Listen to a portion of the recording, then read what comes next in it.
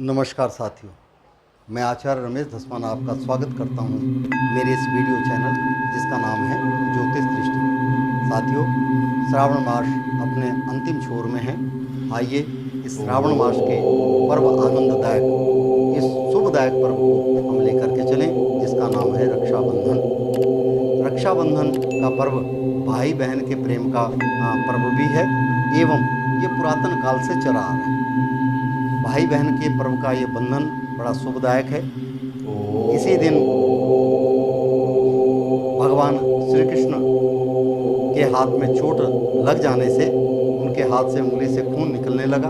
उस समय द्रौपदी जी ने अपने साड़ी का पल्लू चीर करके भगवान कृष्ण को बांध दिया था। इसी बंधन के ऋण स्वरूप श्री कृष्ण जी ने दुशासन द्वारा चीर खींचते समय द्रौपदी की लाज रखी थी।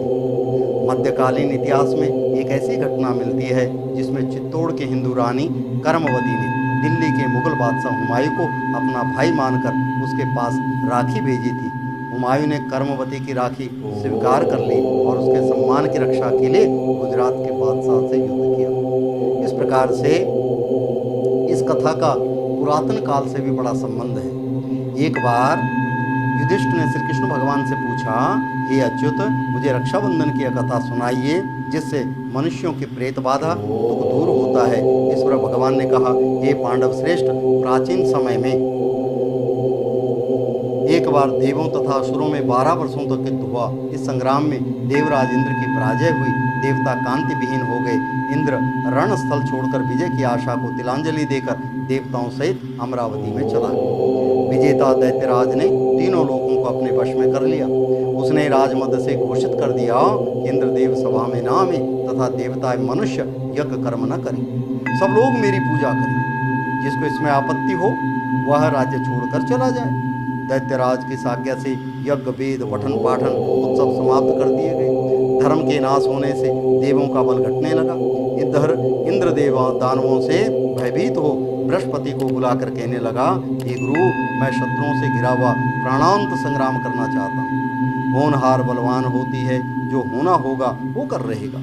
पहले तो बृहस्पति जी ने समझाया कि क्रोध करना व्यर्थ है, परंतु इंद्र के हठवादिता तथा उत्साह देखकर रक्षा विधान करने को कहा। श्रावण मासिक पूर्णिमा के प्रातःकाल ही रक्षा का विधान संपन्न किया गया।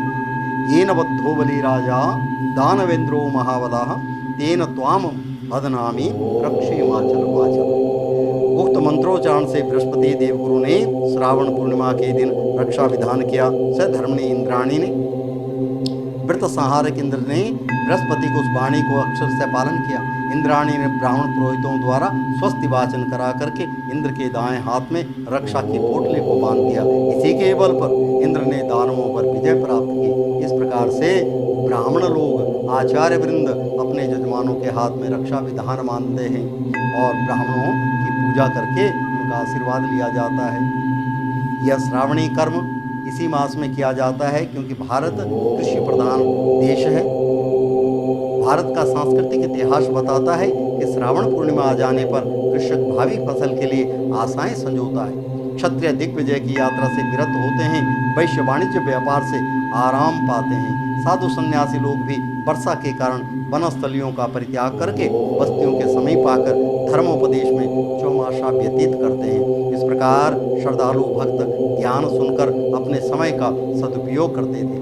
ऋषि लोग वेद पारायण करके अपनी तपस्या को सफलता की ओर ले जाते थे। इस प्रकार वेद पारायण के इस शुभारंभ को उपाकर्म कहा जाता था। यह कर्म श्रावणी शुक्ला पूर्णिमा को आरंभ होता था। इस प्रकार श्रावणी के पहले दिन अध्ययन का श्रीगणेश होता था।